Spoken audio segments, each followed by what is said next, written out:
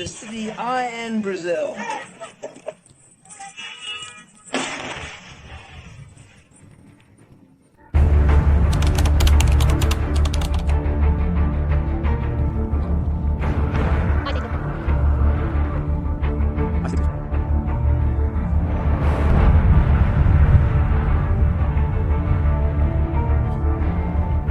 I stayed giving, I stayed...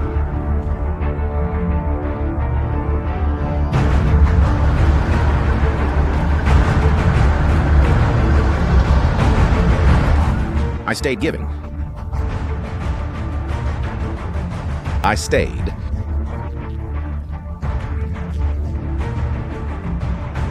That was also a historic moment. Israel had just attacked Qatari territory for the first time. Israel also said that it had previously warned the United States, and according to Channel Y24, Donald Trump's government gave the green light for this offensive.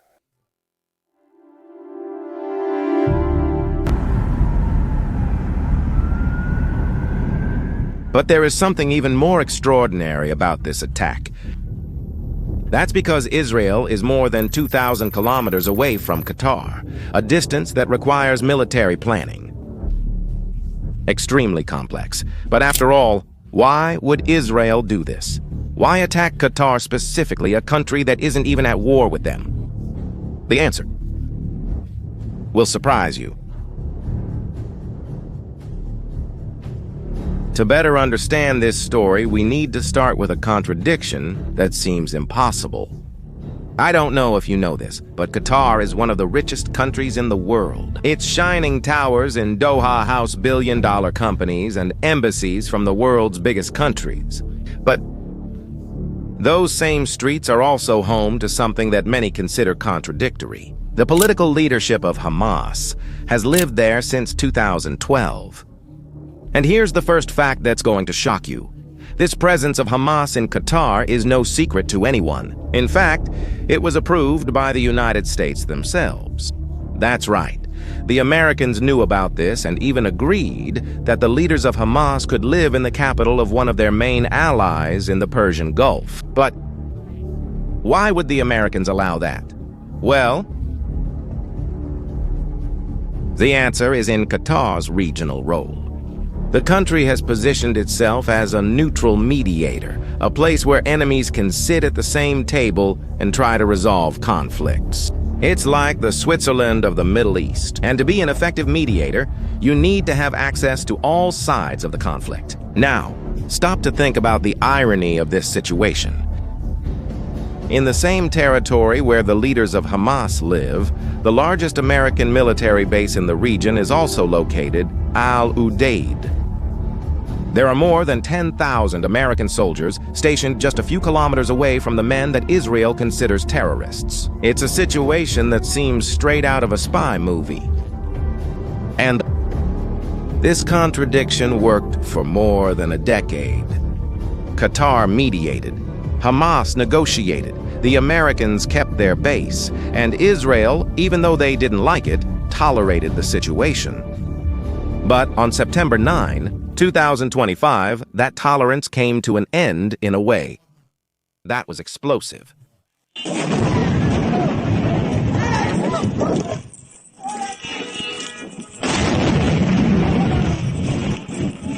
The attack you saw at the beginning, well, it wasn't done on impulse.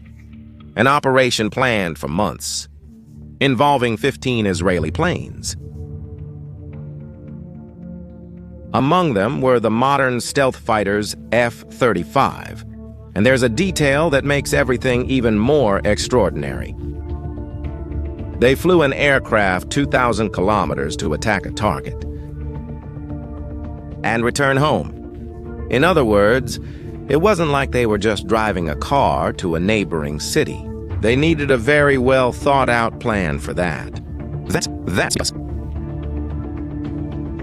a fully loaded Israeli F-35 has a range of about 1,100 kilometers, whereas an F-16 flies around 550 kilometers before running out of fuel. Now remember, we're talking about a 2,000 kilometer mission, just one way. At that distance, it's physically impossible to make the round trip, stopping to refuel.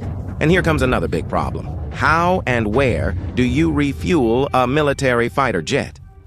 When it's flying over hostile or neutral territory, the answer lies in a maneuver called aerial refueling.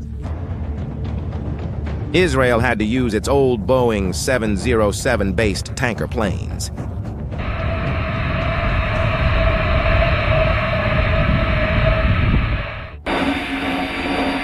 To meet the fighters halfway, transferring fuel in mid-flight.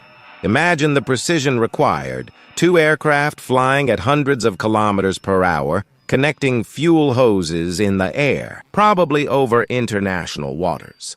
To avoid detection, this operation had to happen twice, on the way there and on the way back. A miscalculation, a technical problem, an interception, and the whole mission would be lost. But Israel took this huge risk. A specific reason, and this might be the most shocking moment of this story.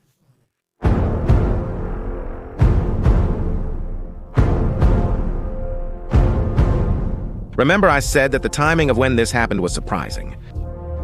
Well then, at the exact moment when Israeli bombs started exploding in Doha, Hamas leaders were gathered in a room, discussing a ceasefire proposal presented by the United States. Stop and think for a moment. While they were trying to discuss peace, bombs were falling over their heads. Some of the Hamas negotiators had traveled especially to Doha, coming from Turkey for this crucial meeting. It was a real chance to stop the war in Gaza. And as you may have already noticed, the timing was no coincidence. Israel knew exactly when and where this meeting was taking place. And I know that at times like this, you must be wondering, but how did they find out such specific details about a secret negotiation meeting? And look, the exact answer is still not known. But here come 3 equally surprising possibilities.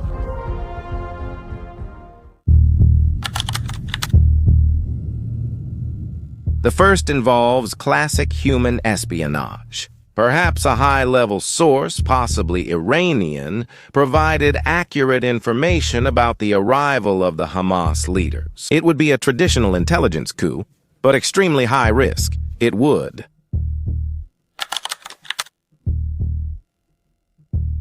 The second option is even bolder. Israeli Mossad agents, physically present in Doha. They would have visually confirmed the targets and even used laser designators, small devices that point an invisible beam at the target, working like a kind of pointer, which the bombs automatically follow, thus guiding the munitions with surgical precision. It would be a direct action operation in foreign territory. But the third possibility is the most likely, the most impressive. 5 years of cyber espionage. Israel might have managed to hack Hamas's encrypted communication systems, intercepting their messages, and discovering the exact date and location of the meeting. Without having to put a single agent at risk, this cyber intelligence capability is not science fiction. Remember the pagers that exploded in the hands of Hezbollah members last year? That showed that Israel has digital penetration capabilities. These go far beyond what we imagined.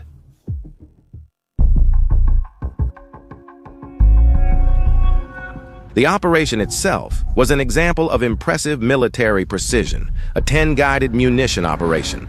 They were fired almost simultaneously at a single building. The target was a specific building among 5 similar buildings located next to a gas station.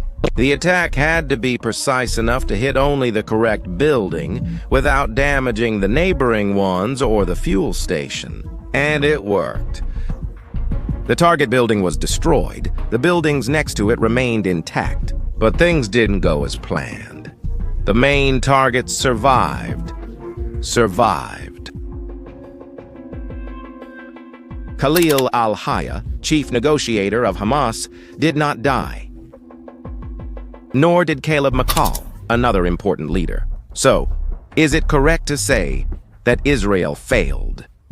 Actually, no. This is what experts call a successful failure. Even without killing the main targets, Israel achieved something, maybe even more powerful. It demonstrated that it can reach anyone, anywhere, at any time. Think about the psychological impact. These Hamas leaders now know that not even the capital of an American ally protects them. Nowhere is safe anymore. This constant insecurity can be even more effective because it forces the leaders to live in constant worry. The political consequences were also immediate and devastating. Qatar condemned the attack as state terrorism and a blatant violation of all international laws. Prime Minister Qatari stated the attack killed any hope for the Israeli hostages still in Gaza. But the most significant reaction may have come from the United States itself. President Trump publicly criticized Israel, something considered rare. The president, he said to bomb unilaterally. Inside Qatar, a sovereign nation and ally close to the United States does not promote the objectives of Israel or America. And that American criticism was not just diplomatic, it was a sign that Israel had crossed a red line.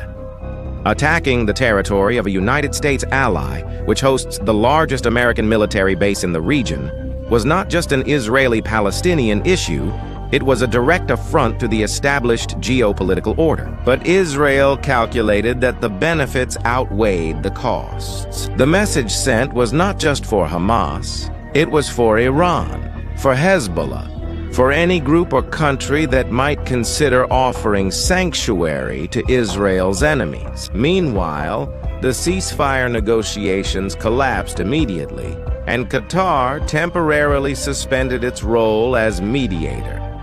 Hamas declared that the attack confirmed that Netanyahu did not want any agreement. And thousands of kilometers away in Gaza, the war continued. Now, if we look more closely, the operation represents something bigger than a military attack. It marks a fundamental change in the rules of the game.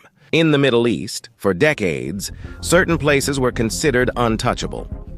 Capitals of neutral countries, mediator territories, diplomatic bases. Israel ended up breaking one of those rules, so to speak. After all, they demonstrated a capability that few countries in the world possess.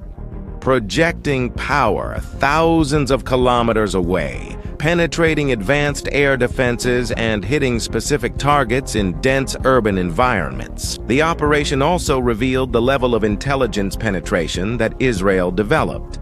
For Israel, the attack in Doha was also a statement of strategic independence. It showed that the country is willing to act unilaterally, even against the will of its allies, when it feels its security is threatened.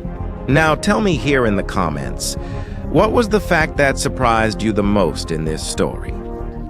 Leave your opinion in the comments.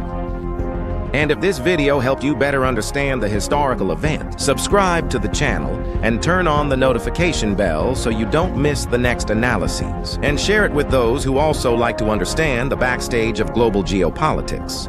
See you in the next video.